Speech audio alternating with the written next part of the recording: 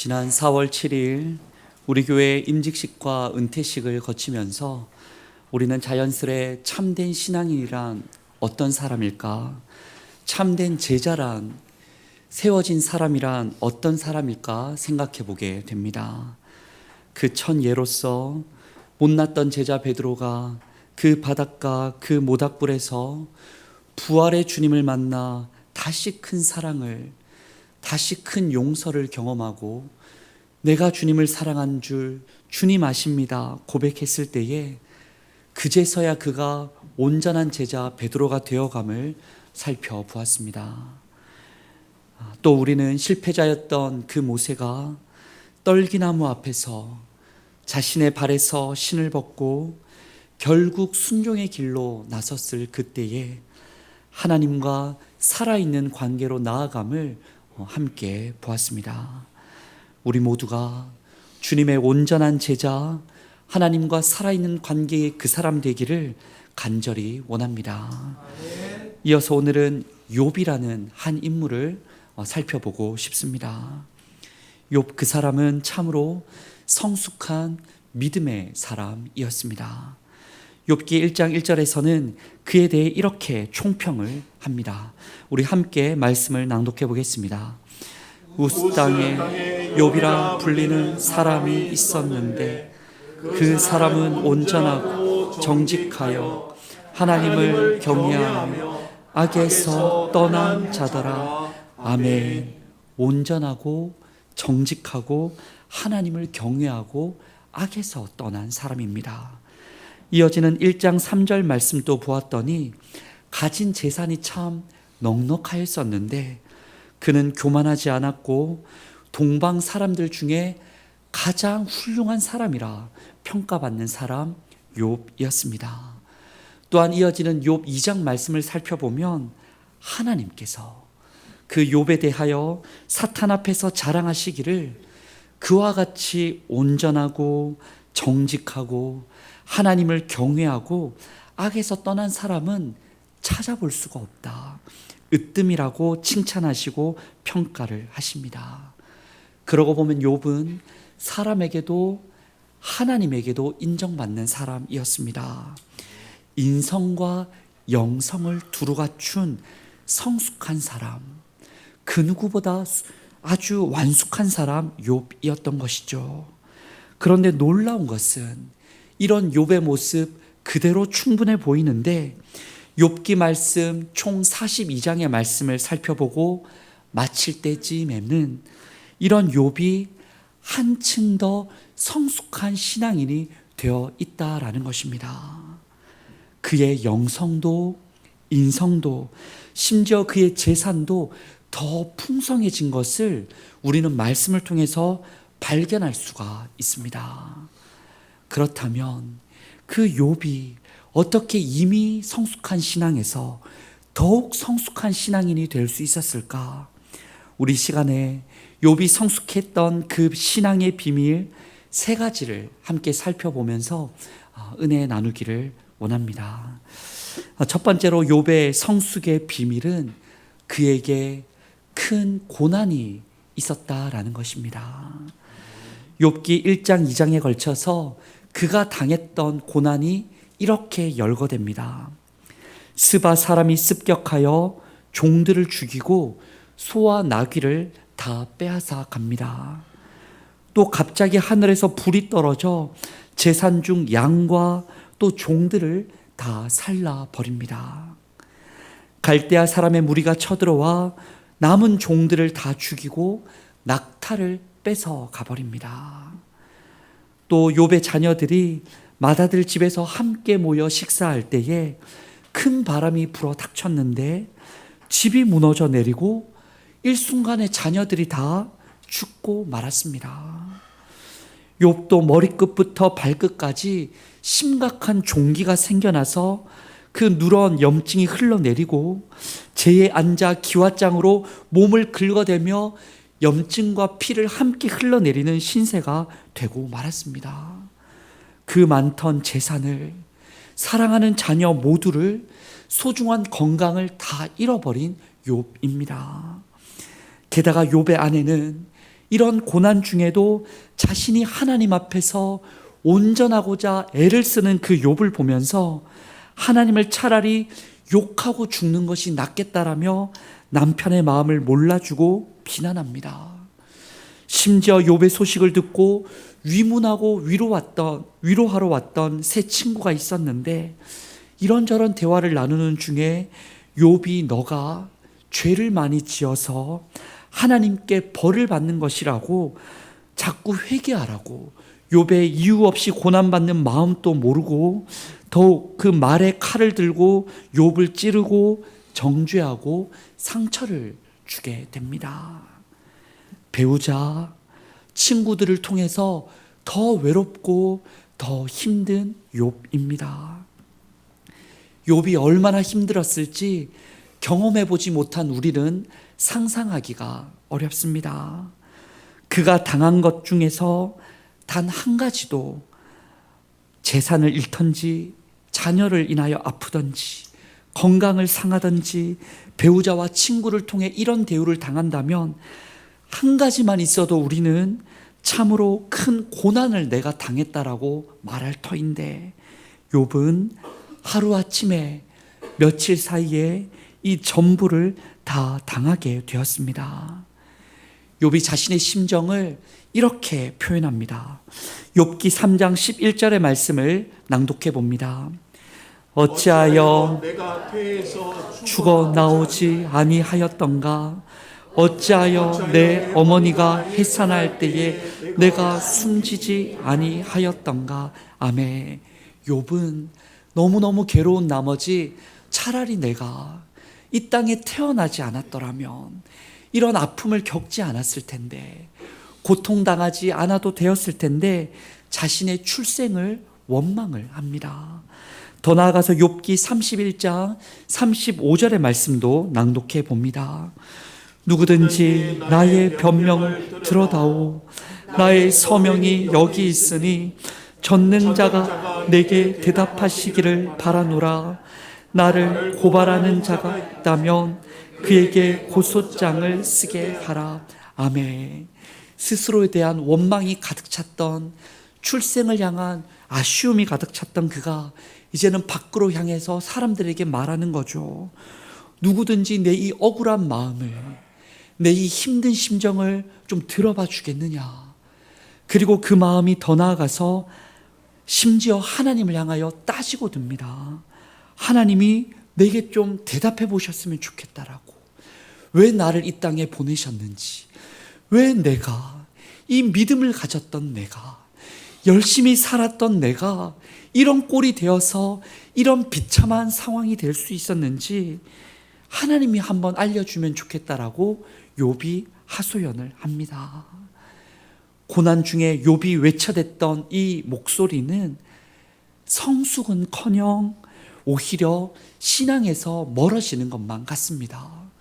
나도 미워하고 사람들에게도 하소연하고 하나님께도 억울해하는 그의 심정이 다 멀어지는 것만 같아요. 그러나 욥은요, 이런 깊은 고난을 통해서 깊은 성숙을 이룰 수 있었습니다. 왜 그렇습니까, 여러분?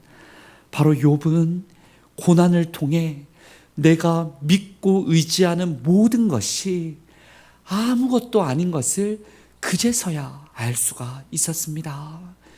이때까지 무엇을 가지고 있었습니까? 재산도 있었고, 자녀도 많았고, 건강도 있었고, 아내도 있고, 친구들도 있어서 의지하고 기대 왔었는데, 그 모든 것이 한순간에 잃어버리고 봤더니, 그렇구나. 내가 의지할 바가 거기에 있는 것이 아니구나. 내가 그것에 행복할 수 있는 것이 아니구나라는 것을, 고난 앞에 있는 나 자신이 얼마나 연약한 존재인지, 그것저것 붙들며 살아왔는데 다 부질없이 놓칠 수밖에 없는 인생임을, 질그릇 같은 인생임을 그제서야 깨달을 수가 있었던 것입니다. 그렇습니다. 고난이 아니면 우리는 나라는 스스로의 존재를 바르게 깨우치기가 어렵습니다.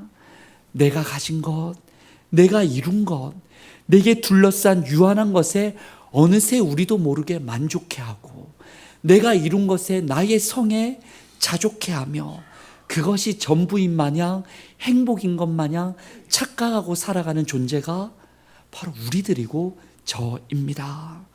그러나 고난이 찾아올 때에 내가 쌓아왔던 성이 깨어질 때에 그제서야 우리는 깨달을 수 있는 거죠.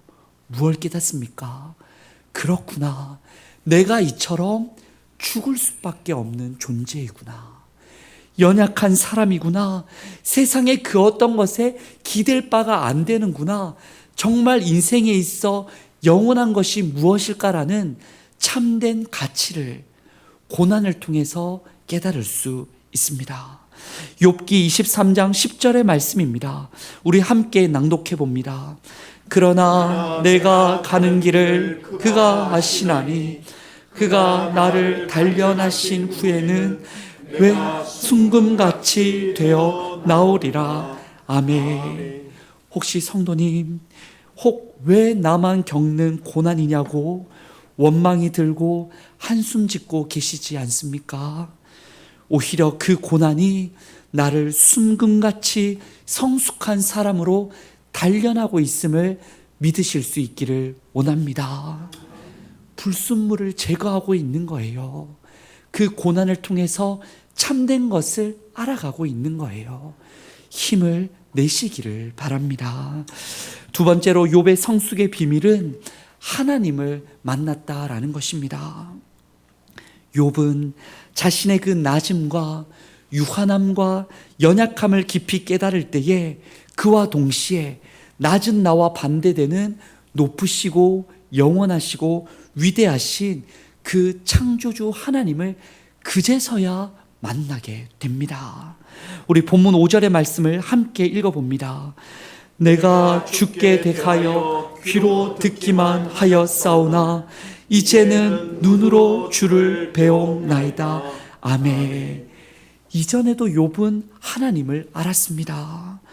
그분을 경외했고 제사를 드렸고 그분을 의식하면서 깨어 살고자 발버둥을 치던 사람 욥이었습니다. 그런데 이전에는 귀로만 듣고 머리로만 아는 하나님이었다라는 거예요. 이제 욥은 가장 낮은 그 자리에서 인생의 밑바닥에서만 발견할 수 있는 하나님을 깨닫고서는 말하는 거예요. 이전에는 귀로만 들었었는데 내가 인생의 유한함을 깨달았더니 나의 실존을 알았더니 이제서야 하나님을 눈으로 배우는 것 같습니다 라고 고백을 합니다. 직접적으로 하나님을 만나고 살아있는 관계를 가지게 되었던 것이에요. 참 이 말씀에서 신비합니다. 이전에 베드로도 언제 주님을 진실로 만났습니까? 정말 그 마음의 밑바닥을 칠 때, 주님 앞에서 고개를 들 수 없을 때, 나는 이제 고기나 잡으러 가야겠다 했던 그 바닷가, 그 모닥불, 내 인생의 가장 낮은 자리에서 찾아와 주시는 예수님을 만났던 거죠. 모세는 언제 예수님을 만납니까? 인생의 실패자로 여겼을 때, 그저 광야의 삶을 살아가고 있었을 때, 떨기나무 같은 인생 앞에 어찌할 바 몰랐을 때에 그 앞에 찾아와 주시고 신을 벗으라 말씀하시는 그 하나님을 눈으로 배웠던 것 아니겠습니까? 욥도 바로 그제서야 하나님에 대해서 아는 게 아니고 내가 이제 하나님을 안다라고 말하는 그 사람이 될 수 있었습니다. 우리 성도님들은 어떠십니까? 여러분은 하나님을 만나셨습니까? 아멘. 진실로 하나님을 경험하시기를 원합니다. 베드로처럼 자격 없는 나를 다시 찾아와 주시는 주님을 만나실 수 있기를 원합니다. 모세처럼 떨기나무 같은 내게 임하시는 은혜를 경험하시기를 원합니다. 하나님에 관한 지식을 넘어서 그분과 인격적인 만남과 존재 체험을 하실 수 있는 우리 모든 성도들 되시기를 원합니다. 아멘. 이는 무언가 막 신비스럽고 뭔가 환상적인 그 경험만을 뜻하는 것이 아니에요. 삼위일체 하나님, 그분을 경험하는 모든 순간을 말씀드리는 겁니다. 이 활자 성경 말씀을 통해서 삼위일체 하나님의 신비와 경륜이 이해되어지고 깨달아지며 그분이 스스로를 계시한 예수 그리스도의 그 십자가, 교회에 매달려 있고 언제나 보았던 그 십자가가 나를 위한 십자가임이 느껴지고 부활의 소망이 기뻐지며 성령님의 감동으로 삶 속에서 순간순간 만나는 사람을 통해서, 경험하는 고난을 통해서, 인생의 응답을 통해서, 그 어떤 자리를 통해서든 성령님의 감동 따라 참된 위로와 은혜로 찾아오시는 그 하나님을 여러분 진정 만나보실 수 있기를 원합니다. 문제가 무엇이냐면, 문제는 하나님은 이미 여러분의 함께하고 계시고 이 자리에 함께하고 계시며 여러분의 삶의 자리에 임마누엘 주님으로 동행하고 계신데, 그런 하나님, 주님, 성령님을 발견하고자 하는 우리가 그분을 알기 위해 너무 안일하게 그분을 찾고 있는 것은 아닌가라는 거예요. 아플 때에는 병원의 의사는 그토록 애타게 찾아 한 번이라도 내 순서가 뛰어넘어가면 나를 먼저 만나야지 왜 뒷사람을 먼저 만나냐라고 타박하는 우리이고, 법적인 문제가 생기면 하루속히 변호사를 만나 문제를 해결하고 싶어하는 우리일진데, 정작 진짜 나를 도와주시려는 그 하나님 앞에는, 근본적으로 나를 도와주실 수 있고 영원히 나를 살려주실 수 있는 하나님을 만나는 일에는 얼마나 갈급한 마음으로 살아가느냐라는 거예요. 혹 여러분, 주일에 한 번 이 한 시간에 주일 예배 드리는 것으로 충분하다라고 스스로를 안위하고 착각하고 계시지는 않습니까?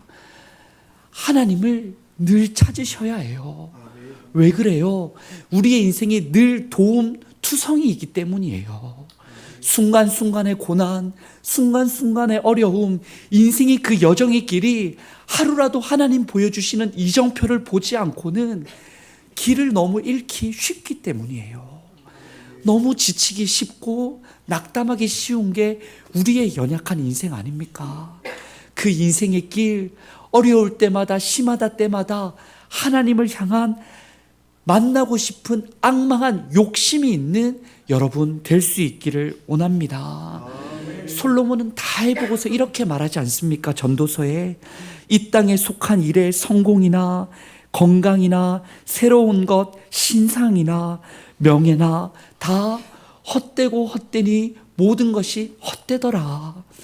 공허하고 헛됨을 이야기하면서 동시에 무엇을 말하냐면, 그럼에도 청년의 때에 창조주 하나님을 기억하라. 그것 하나야말로 진정 내 인생에 남는 것이더라 고백을 합니다. 하나님을 만나고 알아가고 그분의 자녀가 되어가는 그것에 앙망하는 마음을 가지는 우리 성도들 되기를 원합니다. 이사야 40장 31절 말씀처럼 정말 하나님을 향하여 앙망하는 자는 독수리 날개쳐 올라간 같은 새 힘을 주시는 그 하나님을 경험하게 될 줄 믿습니다. 또한 마태복음 11장 12절의 예수님 말씀처럼 우리 함께 읽어볼까요? 세례 요한 때부터 지금까지 천국은 심노를 당하나니 심노하는 자는 빼앗느니라. 아멘. 예수님 말씀하시기를 침노하는 자, 침범하는 자, 하나라도 더 달라고 예수님을 향해, 하나님을 향해, 그 나라를 향해 꿈꾸고 받아내고자 입을 여는 자가 얻어낸다라는 거예요. 그런 열정과 앙망함이 우리 성도들에게 있기를 원합니다. 하나님을 만날 줄 믿습니다. 마지막으로 욥의 성숙의 활용 점정은 그가 용서를 베풀었다라는 사실입니다. 오늘 본문 말씀을 보았더니 하나님께서는 아직까지도 다투고 있던 욥과 세 친구에게 찾아오셔서 언쟁을 벌이고 있는 양쪽 입장을 정리해 주십니다. 욥의 고난받는 것은 죄를 지었기 때문이 아니다라는 것을, 사람의 생각을 넘어서는 하나님의 뜻이 있다라는 것을 말씀해 주십니다. 그리고 회개하라고 그렇게나 윽박지르고 짜증을 내고 요청하던 세 친구들에게 너희들이 우매했다라고 말씀하시면서 꾸짖고서는 세 친구가 용서받기 위해서는 이렇게 해야 한다라고 말씀해 주십니다. 우리 8절 말씀 좀 길지만 함께 읽어봅니다. 시작. 그런즉 너희는 숫소 7과 순양 7을 가지고 내 종 욥에게 가서 너희를 위하여 번제를 드리라.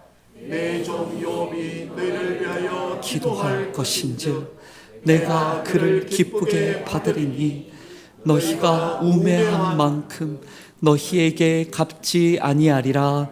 이는 너희가 나를 가리켜 말한 것이 내 종 욥의 말같이 옳지 못함이라. 아멘. 하나님께서 무엇 말씀하십니까? 세 친구가 용서받기 위해서는 두 가지를 말씀하세요. 하나는 친구들이 욥에게 가서 하나님께 번제를 드려야 한다는 겁니다. 각자의 집에서 번제 드릴 수 있고 눈에 보기 좋고 아름다운 곳에서 번제 드릴 수 있을 텐데 하나님께서는 굳이 누구에게 찾아가서요? 욥에게 찾아가서 세 친구가 번제를 드려야 한다는 겁니다.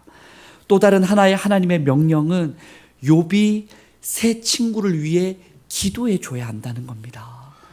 그들을 위해 기도할 때에만 그 세 친구가 용서받을 수 있다라고 말해요. 지금까지 세 친구와 욥은 하나님께서 나타나시기 직전까지 한창 열을 올리며 논쟁하고 있었습니다. 각자 나름의 신학과 주장으로 윽박지르고 있었습니다. 뭔가 정당함을 말하며 불편해하고 있었습니다. 첨예하게 대립해 있었고 서로 감정이 상할 대로 상한 상황입니다. 분명 처음에는 친구로 왔는데 어느 순간 그 자리에 서로 원수가 되어져 있습니다. 그런데 그 자리에서 하나님께서 하시는 말씀은 세 친구는 욥에게 굳이 가서 번제를 하나님께 올려 드려야 한다는 거예요. 분명 그 친구들 알기는 알아도 아직 사과하기에는 자존심이 상할 수 있을 텐데 욥에게 가야 한다는 겁니다. 욥은 그 세 친구가 올 때에 그들의 제사를 함께 받아주고 하나님을 향하고 그 친구들을 위해서 기도해야 한다는 겁니다.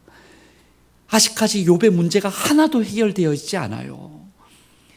재산도 이뤄져 있는 상태고 자녀들도 죽어 있고 몸은 여전히 아프고 아내로 인하여 친구들로 인하여 상할 대로 상한 마음인 그 욥인데 하나님이 그렇게 판결해 준 것은 너무 좋지만 새 친구가 와서 용서 구하면 아직 상심이 크고 인생의 고난에 쓴뿌리가 있는 그에게 위에서 기도해 주라고 용서해 주라고 하나님 말씀하십니다. 새 친구도 욥도 정리되었지 않아요. 그런데 하나님은 사과하라 하시고 용서하라고 하십니다. 새 친구는 어떻게 반응합니까? 순종합니다. 자신들의 우매함을 인정하고 욥에게 찾아가서 숫소 7과 순양 7 가지고 하나님께 번제를 드립니다. 욥은 어떻게 합니까? 그도 순종합니다. 용서하고 친구들을 위해서 기도합니다. 10절 말씀을 보았더니 그들을 위해 중보 기도를 해 줍니다. 그 자리에서 새 친구와 욥의 마음이 정말 어떠했는지 우리는 다 알 수가 없어요. 다 아직 풀리지 않았을 수 있습니다. 정말 안 하고 싶었을 수도 있어요. 억지로 하고 있었을 수도 있습니다. 그러나 하나님께서 서로 사과하라 하셨기 때문에, 서로 용서해라 하셨기 때문에 그 말씀 앞에서 순종하여 그들이 화해를 이룹니다. 그랬더니 놀라운 일이 이어져 일어납니다. 우리 10절 말씀 함께 읽어보겠습니다. 욥이 그의 친구들을 위하여 기도할 때 욥의 공경을 돌이키시고 여호와께서 욥에게 모든 소유보다 갑절이나 주신지라. 아멘. 바로 그렇게 용서할 때에, 그렇게 기도할 때에 새 친구가 용서함 받았을 뿐만 아니라 바로 그제서야 하나님이 욥이 가졌던 공경에서 돌이켜 주십니다. 이전의 모든 소유보다 갑절을 허락해 주시고 자녀를 다시 허락해 주시며 욥이 진실로 더욱 성숙한 그리스도인 하나님도 만나고 그 자리에 친구들과 회복되고 재산과 자녀 모든 것을 다시금 갑절이나 이루는 성숙한 신앙인으로 나아갈 수가 있었습니다. 사랑하는 성도 여러분, 욥의 그 성숙이 오늘 우리와 대구 소망교회의 성숙으로 나아갈 수 있기를 원합니다. 개인적으로 사회적으로 주어진 고난 앞에서 참 힘들지만, 참 눈물겹지만 원망과 분노의 늪에 빠지지 않고 고난을 통해 나의 실존을 깨닫고 세상의 것들이 헛되고 헛되다라는 것을 다시 발견할 수 있는 우리들이 되기를 원합니다. 여러 어려움 중에 이 세상 그 어떤 것보다 그 누구보다 정말 나를 도와주실 수 있는 분은 주님밖에 없음을, 살아계신 하나님밖에 없음을 발견하시고 그분을 앙망하시고 하나님을 경험하시고 그 나라를 침노하여 들어가는 성숙한 신앙 우리가 될 수 있기를 원합니다. 또한 그 고난 앞에서, 나를 고난되게 했던 그 사람 앞에서, 나를 힘들게 한 그 사건 앞에서 여전히 아직 우리의 마음은 힘들고 여전히 우리의 마음은 그것을 떠올릴 때에 괴롭고 버겁지만 오늘 욥이 그러했던 것처럼 이웃을 돌아보며 원수까지도 용서하고 사랑해주고 위에서 기도해주는 성숙한 신앙인이 우리가 될 수 있기를 원합니다. 곧 욥의 성숙의 신앙은 어떤 모습입니까? 고난도 내 안에 품고 하나님의 뜻도 내 안에 품고 원수도 다 내 안에 품는 겁니다. 바로 이 모습은 누구의 모습입니까? 예수님의 모습입니다. 예수님께서는 고난을 그분 안에 십자가를 품으셨습니다.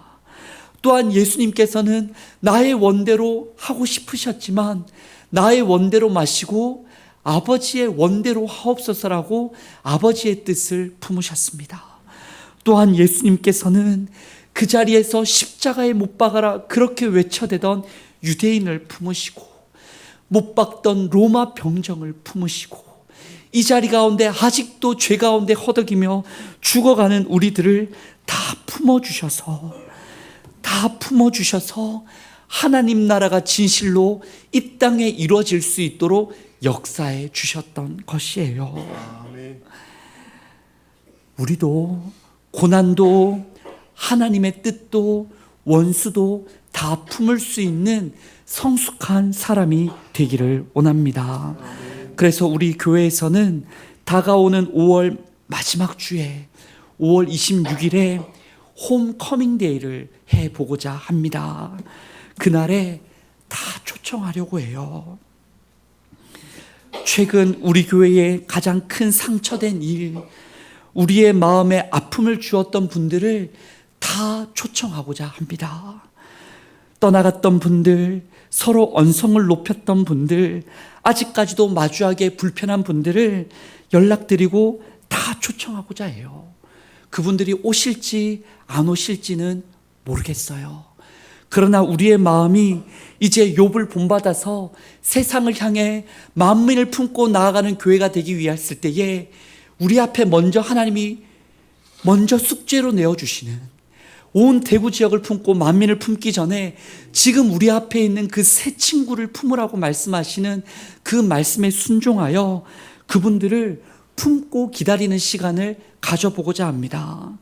5월 26일 하루의 잔치가 되지 않고 앞으로 우리가 기다리며 기도하며 돌아보며 회개하며 용서의 기간을 이 한 달 반의 기간 동안 계속해서 가지면서 그분들 오실 길을 준비하고 오든 안 오든 우리가 그날로써 지금까지의 아픔을 매듭짓고 하나님의 은혜 가운데 새로운 걸음, 용서의 걸음, 화해의 걸음, 사랑의 걸음, 세상을 품는 걸음을 함께 나아가기를 원합니다. 이 매듭이 지어지지 않으면 새로움으로 나아갈 수가 없는 거예요. 우리 교회도 그렇고 여러분 한 분 한 분도 그렇습니다. 우리가 품어가면 하나님께서 우리를 품어주시고 욥이 그러했듯 갑절의 은혜로 우리의 삶을 책임져 주실 줄 믿습니다. 바로 우리가 함께 이런 욥을 닮은 성숙한 그리스도인이 되기를 원합니다. 그 공동체를 무엇이라 말할 수 있을까? 앞서 언급했듯 우리의 가는 길 오직 그가 아시나니, 그가 우리를 단련하신 후에 고난을 통해 단련하시고 하나님을 알아가도록 단련하시고 이웃을 원수까지도록 품도록 단련하신 후에 우리가 순금이 되어 정금이 되어 나아가게 하는 그 역사가 일어날 줄 믿습니다. 그 순금 같은 사람, 순금 같은 공동체 우리 되기를 원합니다.